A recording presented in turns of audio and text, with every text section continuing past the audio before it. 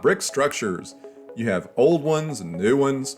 They come in all kind of shapes and sizes, everything from a house to a church to a building. Sometimes brick's left its natural color, other times it's painted. And many of us have brick structures on our layout. Now, I know sometimes, especially when trying to get the look of an older brick building, it can be a little bit of a challenge and sometimes a little bit intimidating.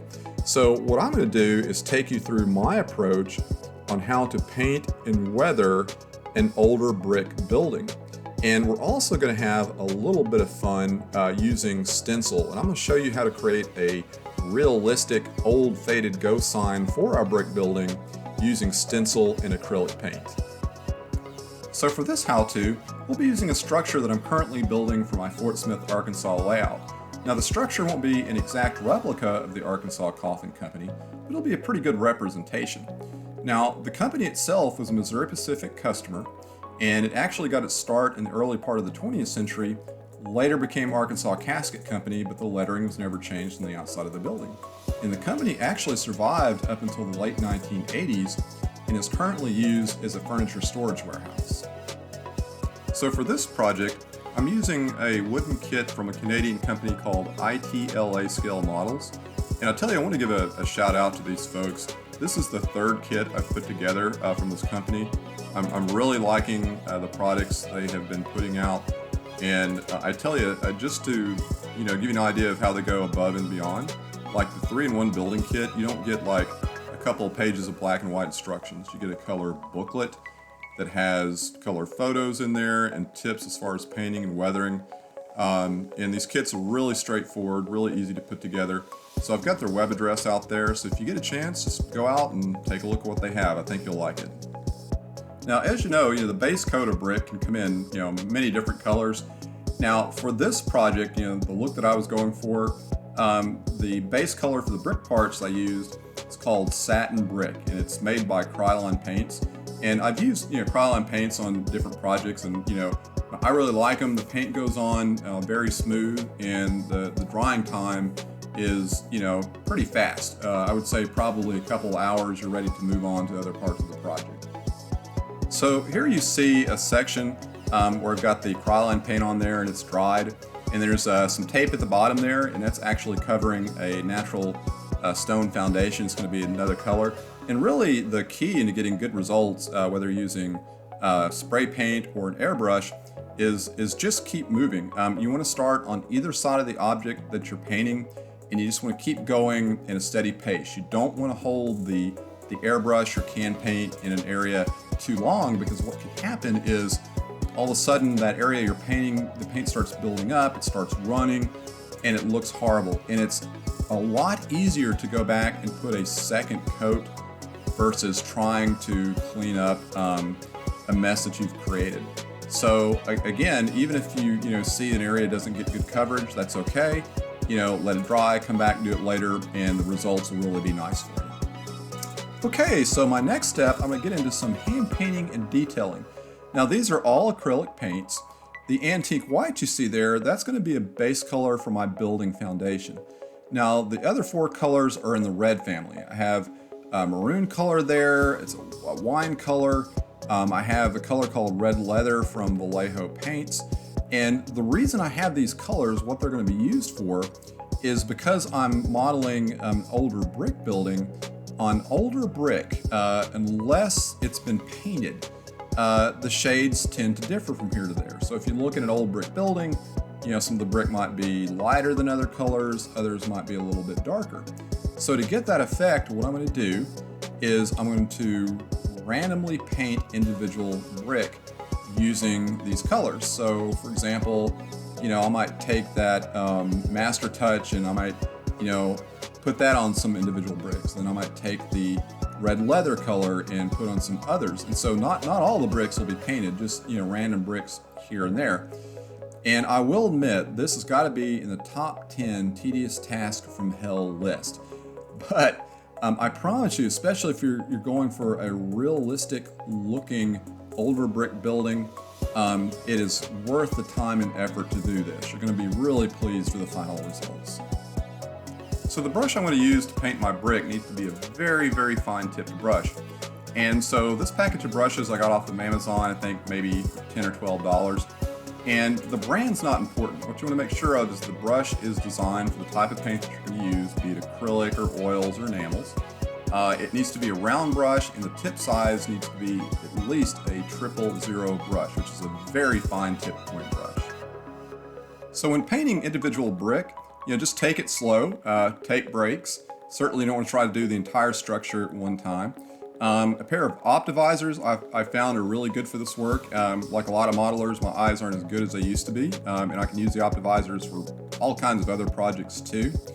And then as far as paint, I will start out with one color and I'll finish everything I need to with that color before going to the next color, because that way you don't have paint sitting on your palette, drying out.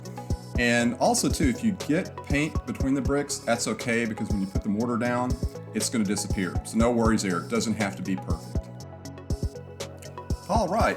So here's another image of a section where the paint's already dried. It gives you an idea too of, when I say you're randomly painting brick, what that looks like here. So again, it's a brick here and there. You also see on the natural stone foundation there, I've got my base coat down of that antique white. So now we're off to the next step, which is adding the mortar. So if I need brick mortar on my structures, my go-to product is Robert's Brick Mortar Formula, and you can pick this up at a lot of the hobby shops out there online. And I've tried other techniques and products and things in the past, and the results are just not as good as what I get when using the Robert's Brick Mortar Formula. But I'm always interested in what some of the other hobbyists are doing out there. So if you have your product or technique for brick mortar for your structures, be sure to put those down in the comments section. I'd like to see what you're doing out there.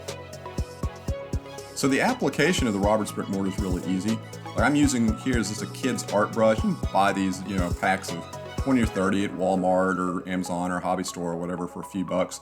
And basically all you're doing is just dipping in that formula, and you're just getting a good coat on your structure, and you're going to let it dry, and that's it.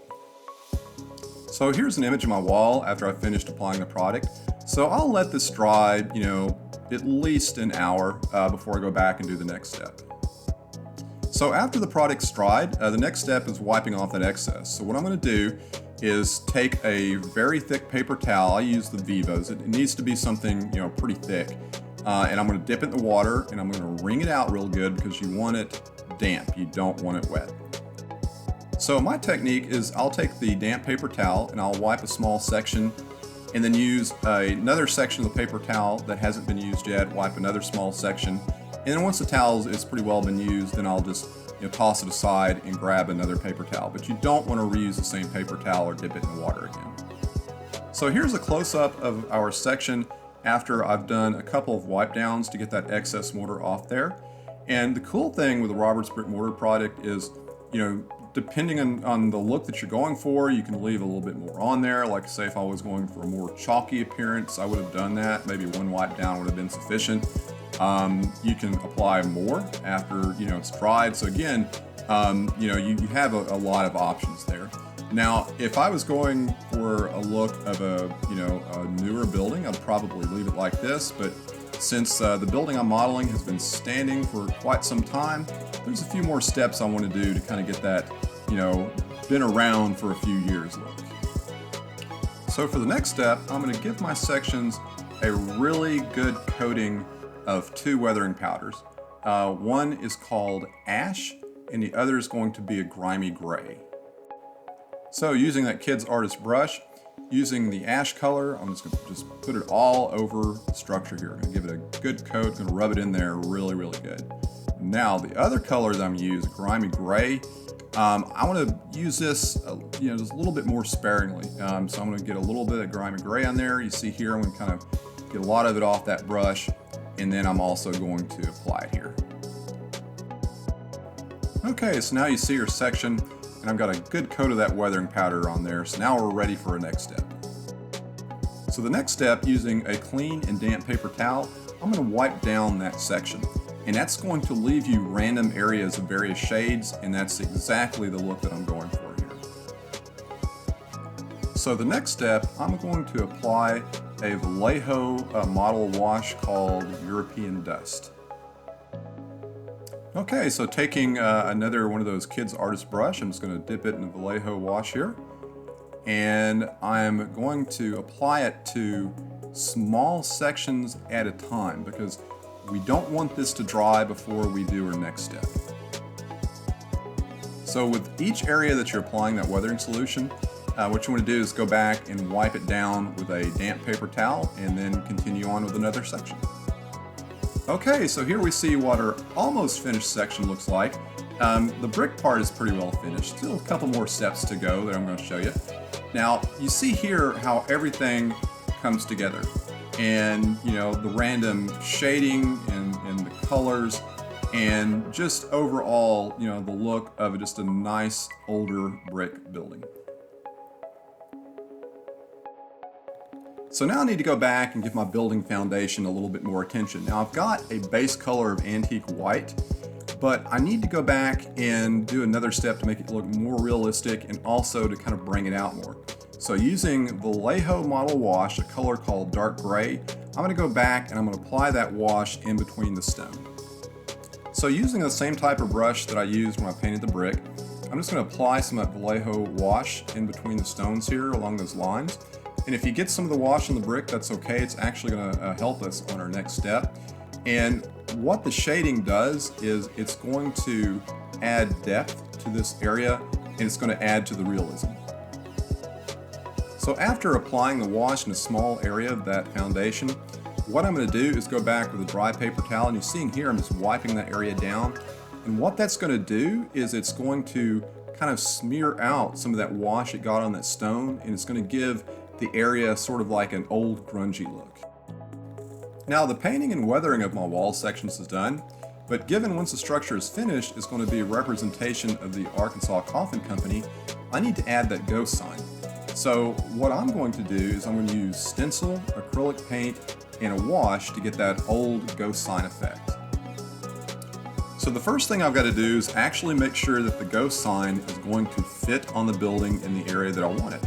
So taking a cardboard file folder and the stencil in a sharpened pencil, what I'm going to do is create a cardboard version of the sign.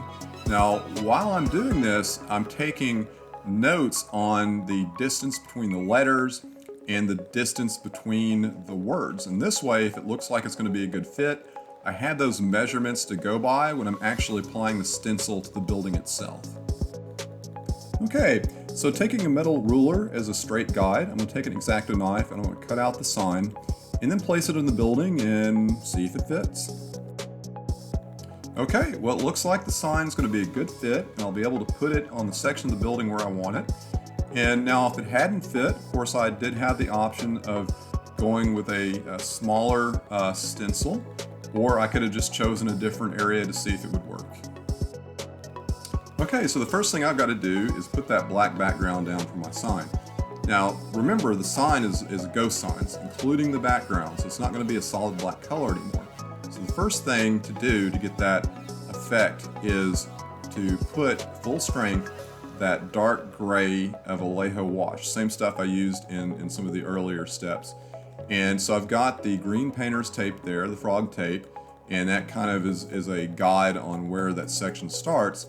And then I'm using the window positions of the building to guide me as far as the top and bottom of that section. So what I'll do is I'll apply this in small sections at a time. And the reason for that is we don't want this to dry before we do our next step.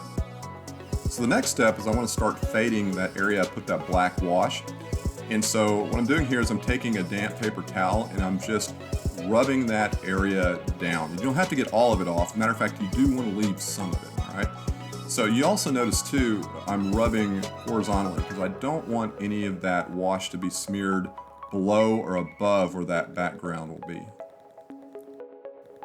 Okay, so now you see an image of that black background after I've completed putting that wash down and wiping it down with a damp paper cloth. And again, you're gonna get more of a fade, you know, in the final steps, like when the dull coat and everything is put down. And you can always go back and add more, take more off if you need to, depending on the look that you're trying to get. All right, so we are ready to stencil. And one thing I wanted to show you, and the reason I picked out the stencil, is you see it's a thick plastic material, so it stays pretty flat, but it's also transparent. And that's really helpful because you can see what's underneath, and that's going to help me as I judge where that lettering needs to go. So when you're picking out a stencil, you want a thick material. You don't want anything kind of flimsy, going to flop around, but you also want something transparent. It's going to really help. Okay, so when applying the stencil, you see I have that green frog tape there. Even though I have the brick and I can see where that black ends, this is still going to help me keep that lettering straight. And you notice here as I'm lining up the lettering, okay? And this is the same thing I use as for measuring the distance on the cardboard sign. I'm going to take a little piece of wood there, and that's the distance that I have marked that's between the lettering. And that's going to help me, along with the notes that I took when I was creating a cardboard sign, that's going to help me know exactly where that lettering needs to go, and it's going to help keep it straight. Now I'm using just a thick white acrylic paint here. This is just Apple Barrel brand. And you notice when I'm applying it, I'm not like brushing it back and forth. What I'm doing is I'm stabbing it. And this is going to kind of help with that faded effect, because what it's going to do is it's going to put paint in some sections, it's going to leave other sections without paint. And then I'm also going to take a paper towel, a dry paper towel, and I'm going to blot that paint. Again, that's going to remove some of that paint. Again, trying to get that faded ghost sign look. All right, so to get the correct distance between the words, to double check that distance, I've got the measurements written down, but I'm using the same piece of wood that I used when I created that cardboard sign. So it's just sort of double checking myself here. Same technique as I used when I was double checking the distance between the actual letters. So to get that final faded look, what I did is I just used an eraser and a number 2 pencil, just a soft pink eraser, and I just rubbed down the areas of the lettering and the black background I wanted to fade out a little bit more. And I really thought I'd actually got video showing me doing this step, but I didn't, unfortunately. But it's really easy. You're just taking that pencil and you're just rubbing it along the area that you want to fade out. And the more fade you want, the longer you rub. Now, one thing you do want to be aware of is when using this technique is that eraser disintegrates pretty quickly. So just be aware because you want to stop using the eraser before all you're left with is metal, because then what happens is you start scratching your structure up, and you don't want that. Okay, so we see the final results, at least the final results as far as painting, weathering the walls, and adding that ghost sign in. You see I've still got a little ways to go in finishing the structure itself. And I tell you see how that, the work, sometimes, tedious work pays off. We've got this really nice older brick structure. It's going to look great on the layout. And again, you have a lot of options there when doing your own building. My advice there is really just go, buy a real world example, and you'll do fine. And that's just like anything in model railroading. That's the best way to get realistic results, is to go by what's out there in the real world.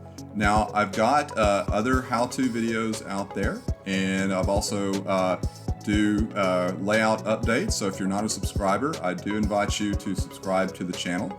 And if you have techniques that you want to share as far as weathering and brickwork, or just really any type of model railroading work, if you have any comments and questions, I invite you to put them down in that comment section there. I'd really like to hear from you.